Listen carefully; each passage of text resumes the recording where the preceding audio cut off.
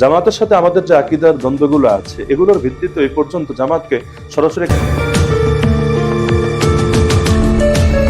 বাংলাদেশের ইসলামী রাজনীতির অঙ্গনে আজ এক অত্যন্ত তাৎপর্যপূর্ণ ঘটনা ঘটেছে। ৯০-এর দশকে জন্ম নেওয়া তুখোর মেধাবী তরুণ আলেম, লেখক ও জনপ্রিয় বক্তা মুফতি আলী হাসান ওসামা আনুষ্ঠানিকভাবে বাংলাদেশ জামাত ইসলামীতে যোগদান করেছেন। এটি নিছক কোনো দলবদল নয়, বরং এমন এক সময় এই যোগদান ঘটল যখন দেশে ২০২৬ সালের জাতীয় নির্বাচনের একেবারেই দোরগোড়ায় দাঁড়িয়ে। ফলে স্বাভাবিকভাবেই রাজনৈতিক অঙ্গনে প্রশ্ন উঠছে, এটি কি শুধু একটি সাংগঠনিক সিদ্ধান্ত, নাকি এর পেছনে রয়েছে সুদূর প্রসারী রাজনৈতিক লক্ষ্য ও নেতৃত্বের প্রতিশ্রুতি? মুফতি আলী হাসান ওসামা একজন এমন ব্যক্তি যাকে অনেকেই পলিম্যাথ হিসেবে আখ্যায়িত করেছেন। অল্প বয়সে তিনি যে পরিমাণ জ্ঞান, দক্ষতা ও গ্রহণযোগ্যতা অর্জন করেছেন তা নিঃসন্দেহে ব্যতিক্রমী।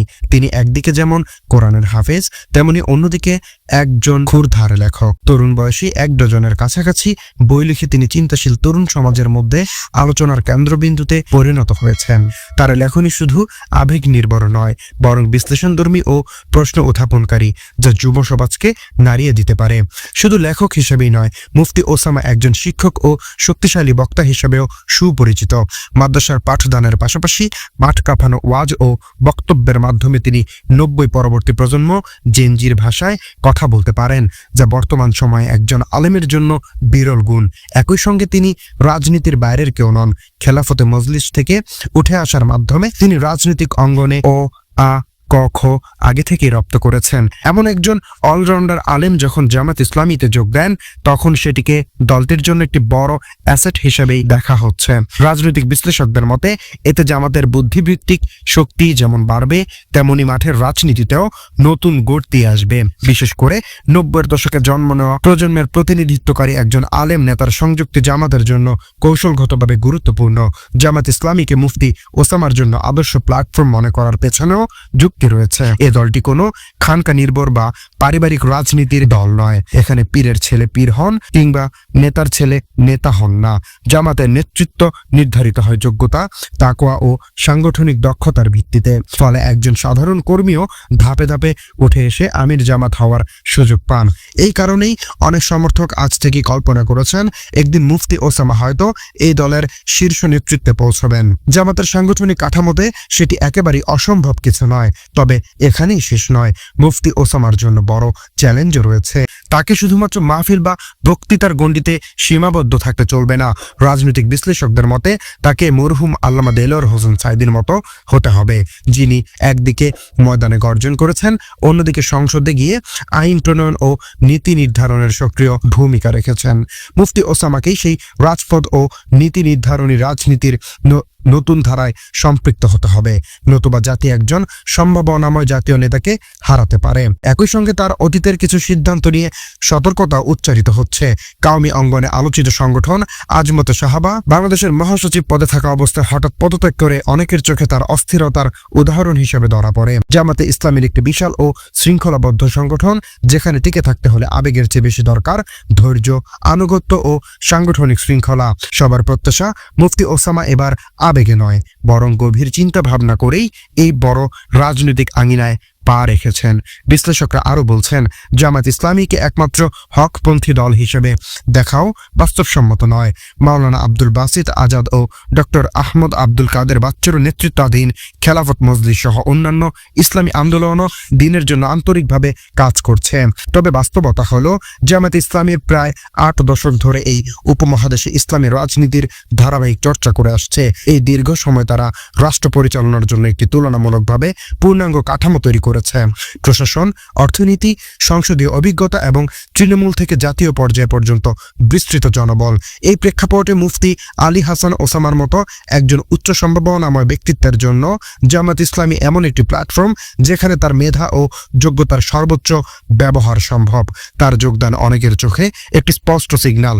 কাওমি ও আলিয়া মাদ্রাসা ও মাজার সব বিভেদ ভুলে আলেম সমাজ ধীরে ধীরে একটি বৃহত্তর রাজনৈতিক প্ল্যাটফর্মে একত্রিত হচ্ছে। সবশেষে বলা যায় মুফতি ওসামার জামাতে যোগদান শুধু একজন আলেমের দল পরিবর্তন নয়, বরং এটি বাংলাদেশের ইসলামী রাজনীতির ভবিষ্যৎ দিক নির্দেশনার ইঙ্গিত বহন করছে।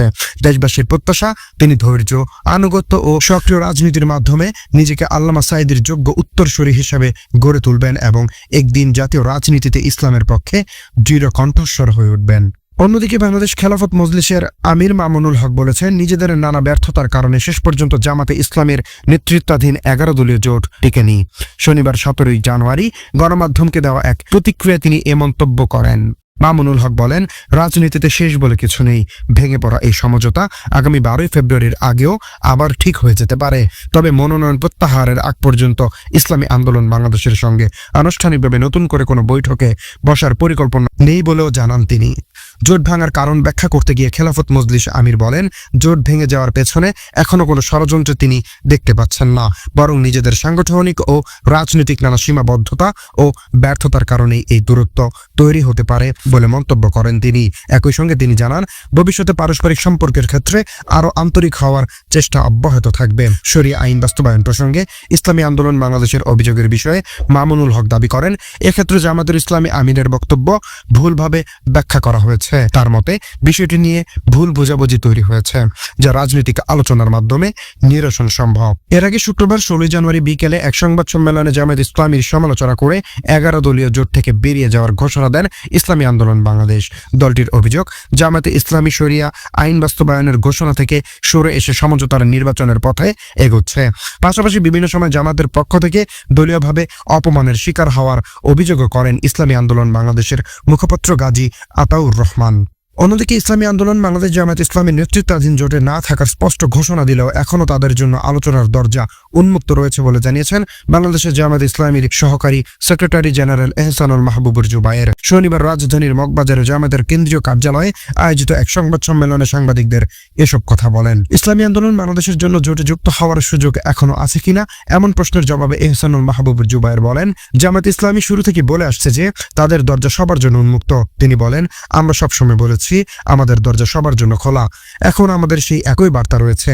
সংবাদ সম্মেলনে তিনি আরো জানান, শনিবার সকাল 9টা থেকে বাংলাদেশ জামায়াত ইসলামীর কেন্দ্রীয় নির্বাহী পরিষদের একটি অত্যন্ত গুরুত্বপূর্ণ অধিবেশন চলছে। এই বৈঠকে মূলত আসন্ন জাতীয় সংসদ নির্বাচনকে সামনে রেখে নির্বাচনী প্রচারণার সূচি নির্ধারণ সহ বিভিন্ন গুরুত্বপূর্ণ বিষয় নিয়ে আলোচনা হচ্ছে। তিনি বলেন, আগামী 22 তারিখ থেকে জামায়াত ইসলামীর নির্বাচনী প্রচার কার্যক্রম আনুষ্ঠানিকভাবে শুরু হবে। এহসানুল মাহবুব জুবায়ের জানান, আজকের বৈঠকের কোনো জেলার কোনো আসনের কখন প্রচারণা চালানো হবে এবং কে কে সেখানে অংশ নেবেন এ বিষয়ে একটি খসড়া পরিকল্পনা চূড়ান্ত করা হবে। একই সঙ্গে নির্বাচনী কর্মকৌশল ও সার্বিক প্রস্তুতি নিয়ে বিস্তারিত আলোচনা করা হচ্ছে। তিনি আরো বলেন, আজকের বৈঠকে জামায়াত ইসলামীর নির্বাচনী ইশতেহারও চূড়ান্ত করা হবে।